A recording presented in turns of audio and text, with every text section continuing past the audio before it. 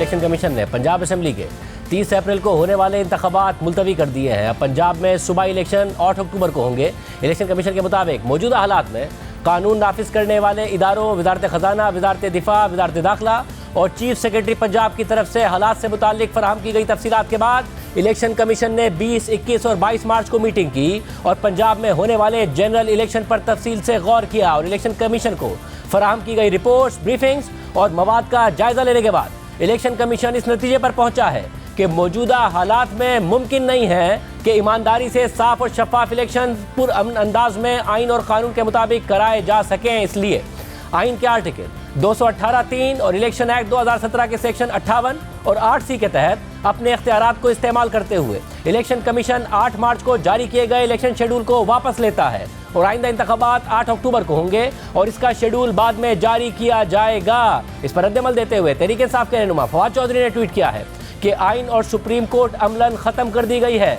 पाकिस्तान अब सरजमीन बे आइन है। इससे पहले भी मुतालबा किया गया था तहरीक इंसाफ की तरफ से कि अगर पार्लियामान से कोई ऐसा फैसला आता है, क्योंकि आज ज्वाइंट सेशन था पार्लियामेंट का, या इलेक्शन कमीशन ऐसा फैसला करता है तो सुप्रीम कोर्ट की तौहीन होगी। इमरान खान पंजाब और खैबर पख्तूनख्वा में फौरी इंतखाबात का मुतालबा कर रहे हैं, जबकि अभी इलेक्शन कमीशन ने अब से थोड़ी देर पहले जो फैसला सुनाया है उसके तहत 30 अप्रैल को होने वाले इंतखाबात को मुलतवी कर दिया गया है और जिम्मेदारी उन रिपोर्ट्स पर डाली गई है जो वजारत दिफा, कानून नाफिज करने वाले इदारों, वजारत ख़जाना और वजारत दाखिला की तरफ से दी गई थी, यानी कि सिक्योरिटी की फराहमी, फंड्स की फराहमी, ये सब नहीं की जा रही थी, जिसके बाद ये फैसला किया गया है। इस हवाले से आज chief justice of Pakistan उमरता Bandial ने भी अहम रिमार्क्स दिए हैं और कहा है कि अगर शफाफ इंतखाबात में बदनीयती होगी तो सुप्रीम कोर्ट मुदाखलत करेगी। आज सुप्रीम कोर्ट ने CCPO लाहौर के केस में दरख्वास्त वापस लेने पर गुलाम महमूद डोगर के तबादले के खिलाफ अपील खारिज कर दी और दौरान समाअत चीफ जस्टिस ने रिमार्क्स दिए कि बाज़ औक़ात सुप्रीम कोर्ट की बातों को गलत तरीके से समझा जाता है। हमने एक केस में कहा कि 1988 में एक ईमानदार वज़ीर आज़म था, हमारी उस बात को पार्लियामेंट ने गलत समझा। हमने ये नहीं कहा था कि आज तक सिर्फ एक ही ईमानदार वज़ीर आज़म आया है। चीफ जस्टिस का कहना था कि हमने आईनी इदारों को अपने फैसलों में तहफ़्फ़ुज़ दिया है।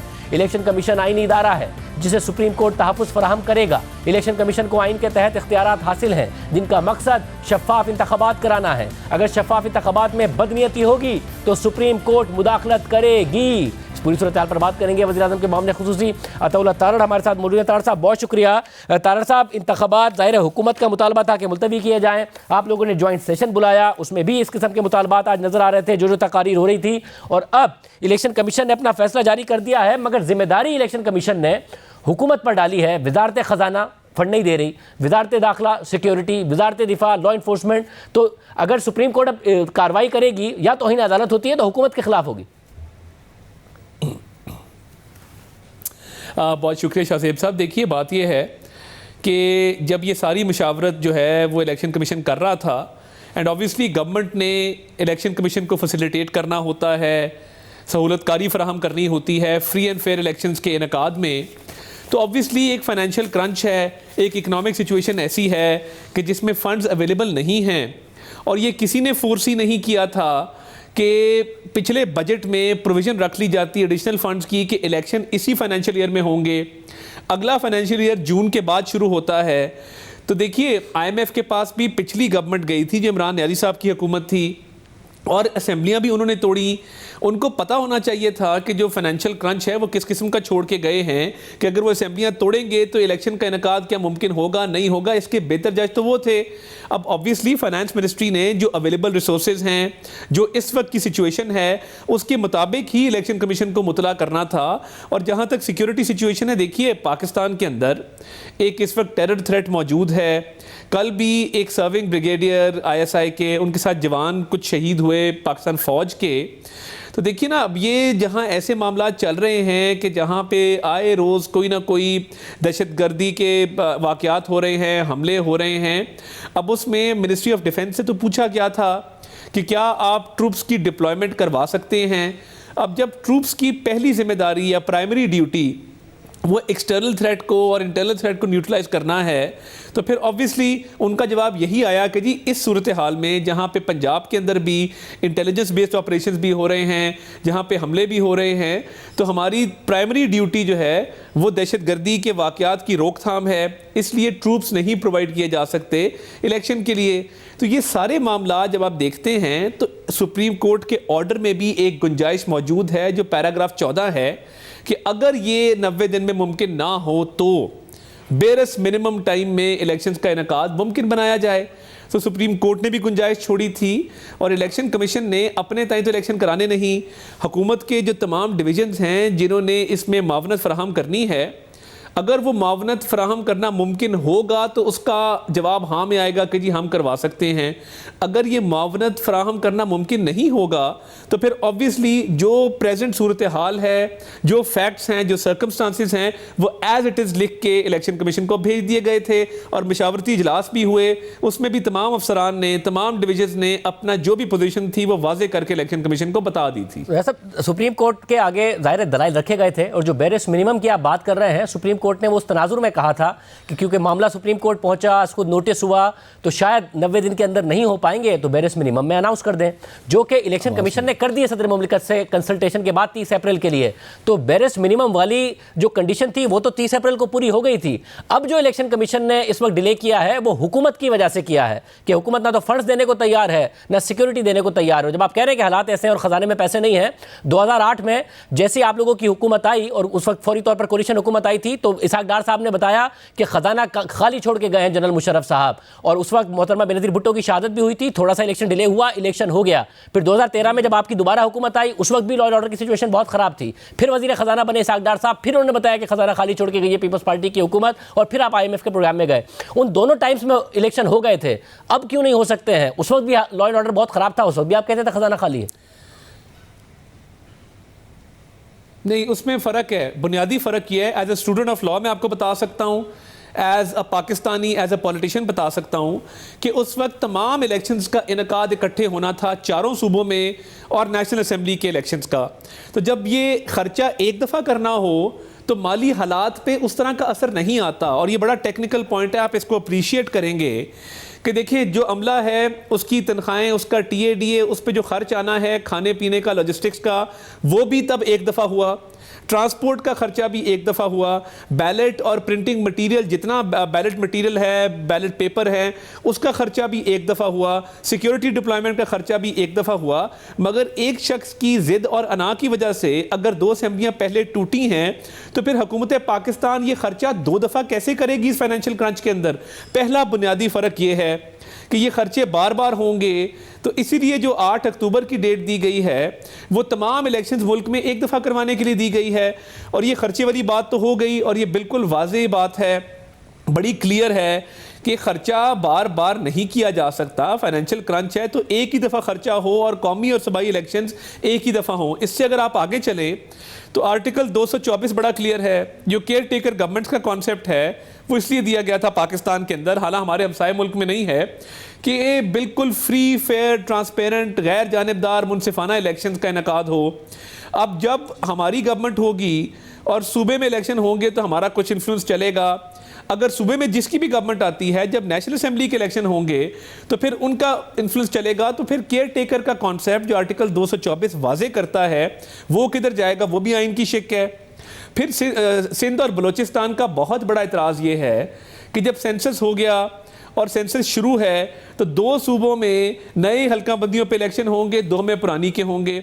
और जिन 2 सूबों में खैबर पख्तूनख्वा और पंजाब में पुरानी हल्का बंदियों के मुताबिक इलेक्शन होंगे, उधर कौमी असेंबली के इलेक्शन जब होंगे तो वो नई हल्का बंदियों पे होंगे। मगर इन तमाम चीज़ों के लिए आपको मुतमईन करना पड़ेगा ना। आपने पहले सुप्रीम कोर्ट के आगे ये मामला रखे, सुप्रीम कोर्ट ने उसके बावजूद 30 अप्रैल का फैसला दे दिया।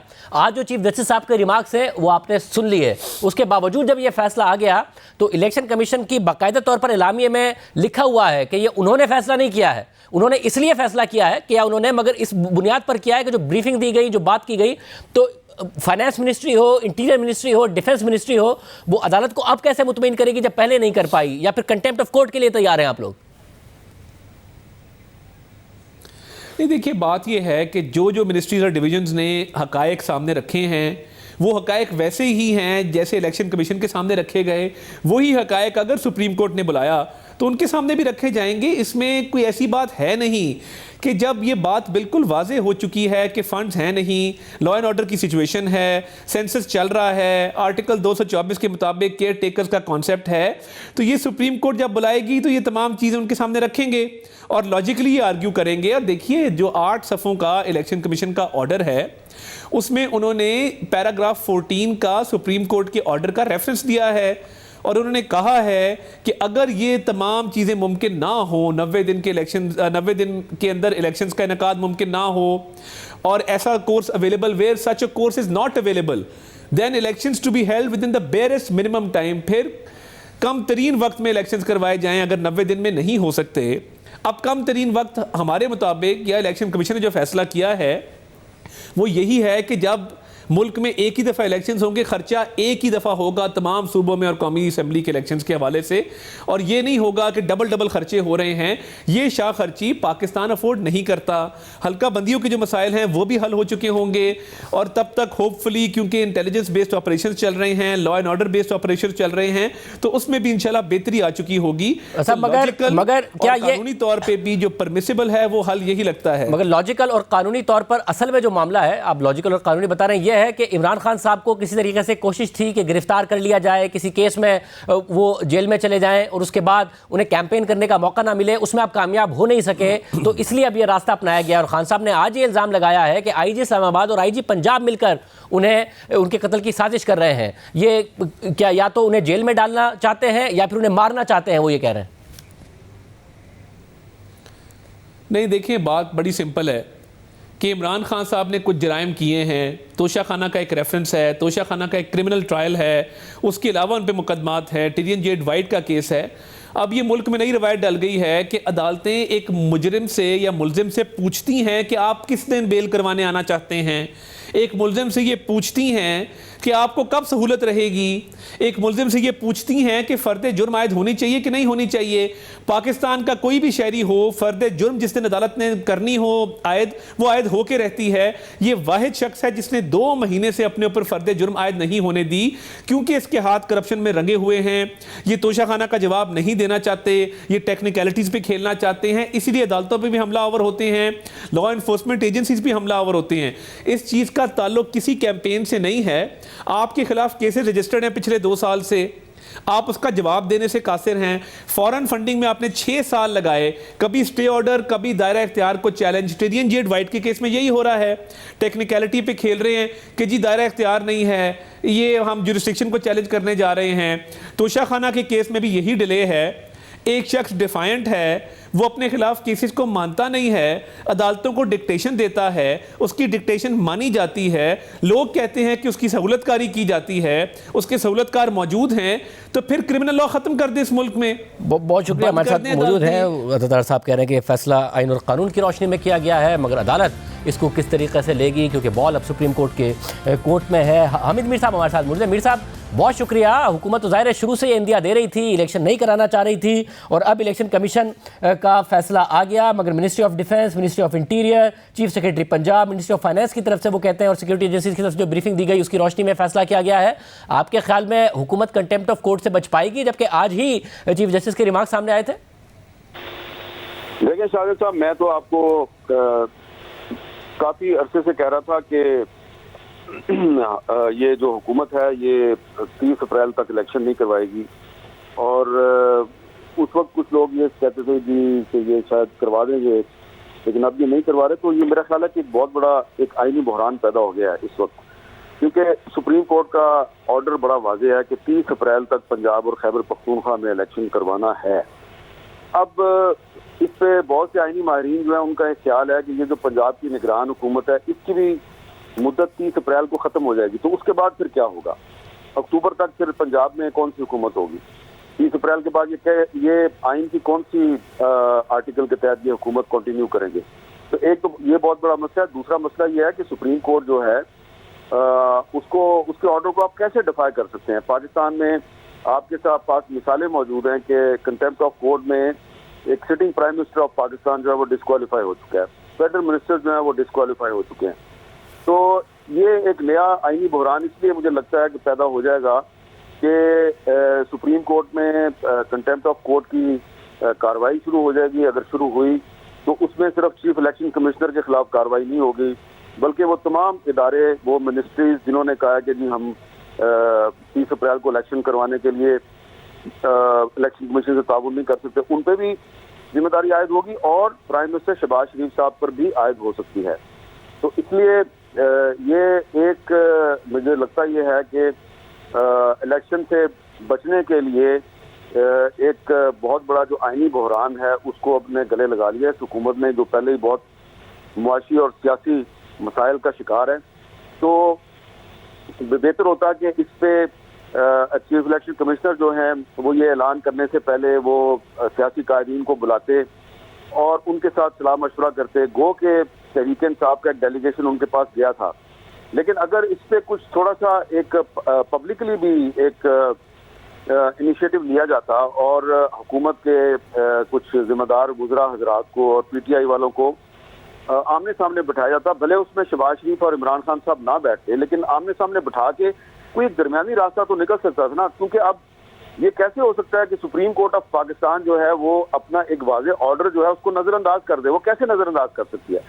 अगर आज आप सुप्रीम कोर्ट के इस 30 अप्रैल को इलेक्शन करवाने के ऑर्डर को नजरअंदाज करेंगे और ये कहेंगे पाकिस्तान में एक मुआशी बहरान है और हम ट्रूप्स नहीं दे सकते और हम पुलिस के जवान मुहैया नहीं कर सकते, तो कल को फिर जो सुप्रीम कोर्ट ऑफ पाकिस्तान का कोई भी फैसला होगा उसके बारे में कोई भी इदारा जो है वो एक जस्टिफिकेशन खड़ी कर देगा कि जिस तरह सुप्रीम कोर्ट का 30 अप्रैल को इलेक्शन करवाने का ऑर्डर जो है उस पर इम्प्लीमेंटेशन नहीं हुआ तो हम इस पर भी इम्प्लीमेंटेशन नहीं कर सकते। तो ये बराह रास्त वफाकी हुकूमत ने सुप्रीम कोर्ट ऑफ पाकिस्तान की अथॉरिटी को चैलेंज कर दिया है।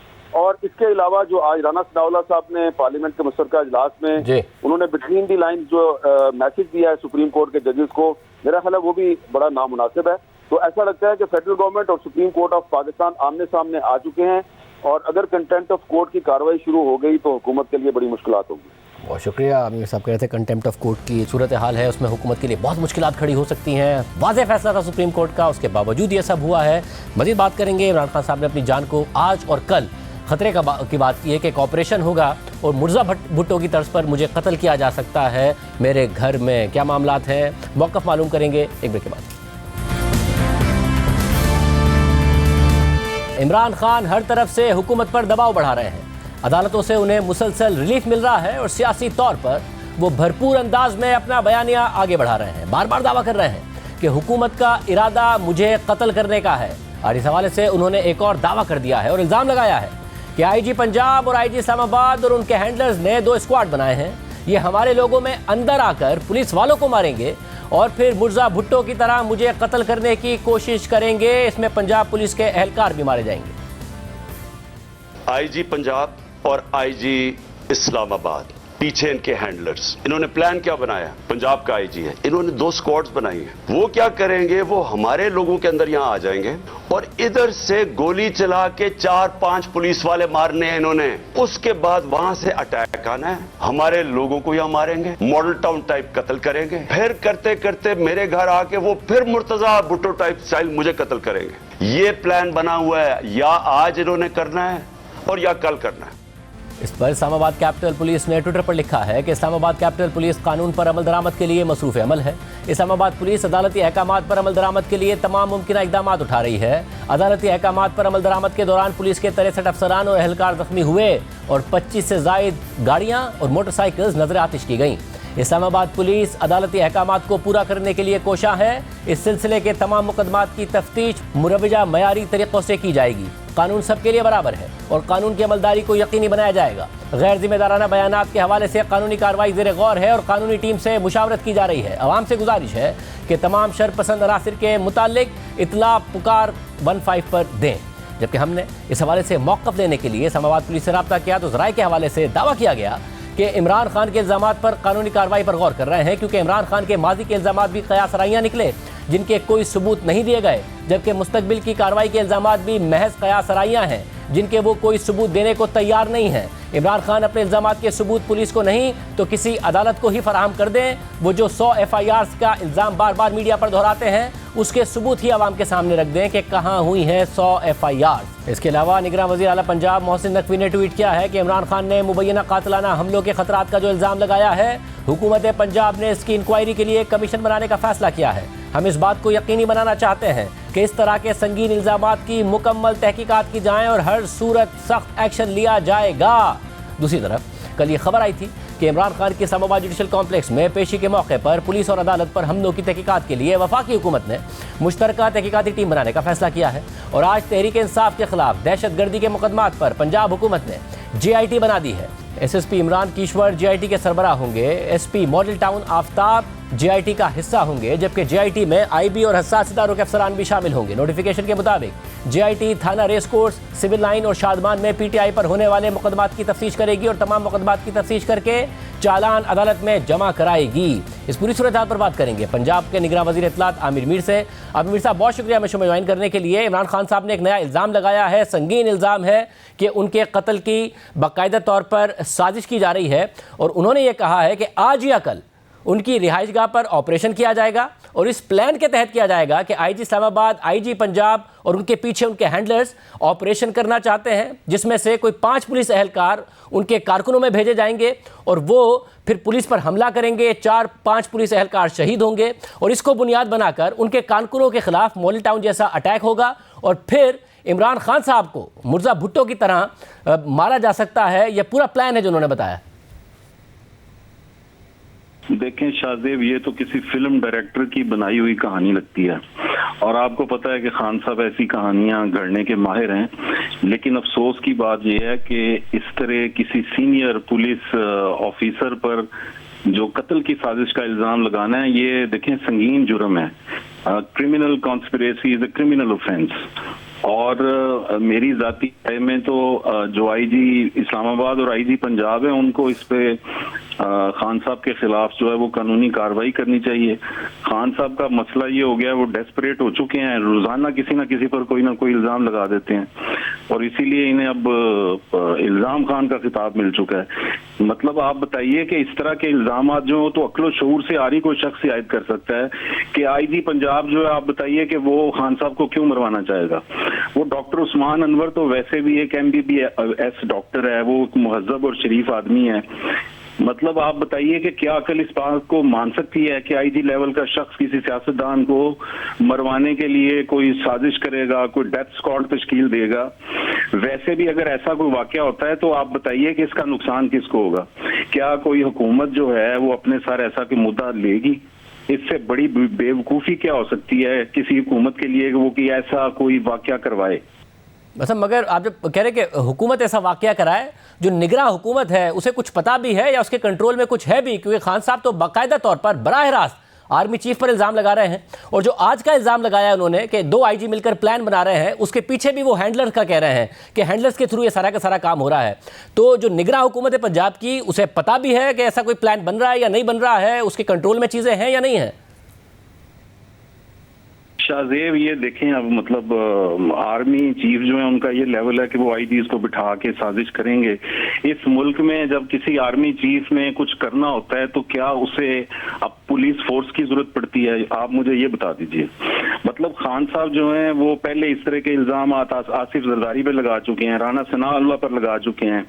तो अगर खान साहब की बातों पर यकीन किया जाए तो फिर तो हर दूसरा शख्स ही ने पाकिस्तान में मरवाना चाहता है। अगर वो, मैं कहता हूँ कि IG पंजाब बारे अपने इल्जाम पर कायम रहते हैं तो फिर उन्हें इस हवाले से मुसद्दका सबूत फराहम करना होंगे, वरना उनके खिलाफ जो है कानूनी कार्रवाई तो लाजमी है। मतलब खान साहब की जानिब से कत्ल के इल्जाम का जो बुनियादी मकसद मुझे ये लग रहा है कि वो ये तासुर देना चाहते हैं कि उन्हें शदीद सिक्योरिटी खतरात लाहक हैं और इस आड़ में वो चाहते हैं कि अदालतों से इस्तिस्ना मिले। मतलब अगर खान साहब का ये इल्जाम हकाइक पर मबनी है तो मेरा ये सवाल है कि वो पंजाब पुलिस की भारी सिक्योरिटी जो है वो क्यों लेकर बैठे हुए हैं? अगर इन्हें पंजाब पुलिस के जवानों पर एतमाद है तो फिर वो IG पर कैसे अदम एतमाद कर रहे हैं? मगर वो हफ्ते को जलसा भी करना चाहते हैं। क्या पंजाब हुकूमत सिक्योरिटी के टर्म्स में भी और इजाज़त देने के टर्म्स में भी मुकम्मल तौर पर उनसे ताउन करेगी? क्योंकि माजी में ये भी इल्ज़ाम लगा और नज़र भी आया कि उन्हें सियासी सरगर्मियाँ वो करना चाह रहे थे, रैली निकालना चाह रहे थे, उसमें रुकावट डाली जा रही थी। देखिए, उन्होंने 26 मार्च के लिए जलसे की इजाजत मांगी हुई है और वो इजाजत तहरीके इंसाफ को मिल चुकी है। तो अब देखने आगे वो जिस तरह के हालात पैदा कर रहे हैं, क्या इजाजत ये बरकरार रहती है या नहीं रहती है। चूंकि वो तो मतलब मसला भी ये हो गया है कि पंजाब पुलिस वाले खान साहब को सिक्योरिटी भी दे रहे हैं। अब जलसे के लिए भी उन्होंने सिक्योरिटी मांगी है। अब उनसे गालियां और पत्थर भी पुलिस वाले खा रहे हैं, पेट्रोल बमों का भी सामना कर रहे हैं। अब उन पर कत्ल की साजिश का इल्जाम लग गया है। अब इसके बाद मतलब जमान पाक में जो उन्होंने कहानी सुनाई है कि ऑपरेशन होगा और वहां पर लाशें गिरेंगी, तो ये भी मुझे लगता है कि जो नो गो एरिया का स्टेटस जमान पाक का खत्म किया गया है, अब वो दोबारा से उसको अगर नो गो एरिया बनाने की कोशिश करते हैं तो वो चाहते हैं कि इसके खिलाफ कोई पुलिस ऑपरेशन ना हो। तो इस वजह से वो ये इल्जामात लगा रहे हैं। ये चोरी और सीना जोरी वाला मामला है। मतलब अब तक तो खान साहब की जो मतलब शाहजेब, अब तक जो आप देखें कि अब तक तो खान साहब की जो प्राइवेट मिलिशिया है, जिसे वो वर्कर्स कहते हैं, वही पुलिस पर हमले कर रही है ना। वो अदालत भी जाते हैं तो साथ हमलावर लेकर जाते हैं और कोई बंदा ये बात नहीं करता कि एक शख्स मुसलसल कानून हाथ में ले रहा है, कानून नाफिज करने वाले इदारों की रिट चैलेंज कर रहा है। जब भी बात होती है मीडिया पर तो एंकर हमें ये सवाल करते हैं कि वो खान साहब पर ये केस क्यों बन गया, खान साहब पर वो केस क्यों बन गया, खान साहब का दरवाजा क्यों तोड़ दिया गया। मसला ये है कि इस मुल्क में कानून के साथ जो खिलवाड़ हो रहा है उसका एहसास ही किसी को नहीं है। अच्छा, मगर जो उनके घर पर हुआ, जिसको आप कह रहे हैं कि नो गो एरिया था, जिसे क्लियर किया गया, उनके घर पर ऑपरेशन हुआ, दरवाजा टूटने की जो आप बात कर रहे हैं, इस पर तो इमरान खान साहब का ये इल्ज़ाम है कि वो भी अदालती अहकामात की खिलाफ वर्जी थी। उन्होंने अदालत से रुजू भी किया है, अदालत ने सरकारी वकील और IG पंजाब समेत फरीकैन को से जवाब तलबी भी की है। तो उस पर भी उल्टा कंटेम्प्ट पड़ सकता है, जिसको आप कह रहे हैं कि जी नो गो एरिया खत्म किया था ऑपरेशन करके। शाहजेब, आपके सामने ही अभी जुडिशरी अब जिस तरह अपनी जो अथॉरिटी जो है वो एक्सरसाइज कर रही है और ओवरस्टेप कर रही है अपनी डोमेन से, अब आपके सामने है इस मुल्क में अब अदालत जब गलत को सही और सही को गलत बना देती है तो फिर सबको मानना पड़ता है। मसला ये है कि इस मुल्क में अगर किसी वकील, किसी उस्ताद, किसी जज और किसी फौजी के साथ ज्यादती हो तो आसमान सर पर उठा लिया जाता है। लेकिन यहाँ पुलिस वाला मारा भी जाए तो उसका खून रायगा आ जाता है। ये सिलसिला जो है ये अब दराज होता चला जा रहा है। और अब अगर वजीर आला पंजाब ने IG को अपनी पुलिस फोर्स की हिफाजत और कानून की अमलदारी कायम करने के लिए फ्री हैंड देने की बात की है, तो जवाब में खान साहब ने कत्ल की साजिश का इल्जाम लगा दिया, वो भी बगैर सबूत के, ताकि पुलिस फोर्स जो है वो डिफेंसिव हो जाए। मगर वो ये बात कह रहे हैं कि मैंने तमाम केसेस में जमानत करा ली है। जब आप कह रहे हैं कि वो गलत बयानी कर रहे हैं, तो क्या आप ये भी कह रहे हैं कि आज या कल ऐसा कोई इरादा नहीं है कि इमरान खान को गिरफ्तार करने के लिए जमान पार्क पर कोई ऑपरेशन किया जाएगा? ऐसा कोई, मेरी इतला के मुताबिक ऐसा कोई ऑपरेशन, ऐसा कोई रेड जो है उसकी हमारे पास कोई इतला नहीं। मेरा नहीं ख्याल कि ऐसा कुछ है। ये सिर्फ खान साहब ने एक कहानी घड़ी है, जैसे वो कहानियां घड़ते हैं। मतलब उनकी पहले वो इल्जाम लगाते हैं, बाद में कहते हैं मैंने तो मजाक किया था। 35 पंक्चर का इल्जाम हो, वो या अमरीकी साजिश का इल्जाम हो, इल्जाम लगाते हैं फिर वापस ले लेते हैं। जब उन्हें इल्जाम की जरूरत होती है आयद कर देते हैं, जब उन्हें सूट कर रहा होता है वापस ले लेते हैं। उनकी जो सियासत है वो तो बुनियादी तौर पर इल्जामात और झूठ के गिर्द घूमती है ना।